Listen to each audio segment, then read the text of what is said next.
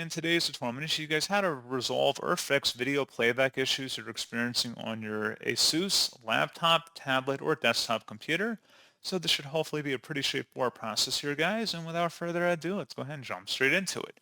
So all you have to do is open up the search menu and search for troubleshoot. Best result should come back with troubleshoot settings. Go ahead and select that. On the right panel, select additional troubleshooters, and then scrolling down underneath find and fix other problems.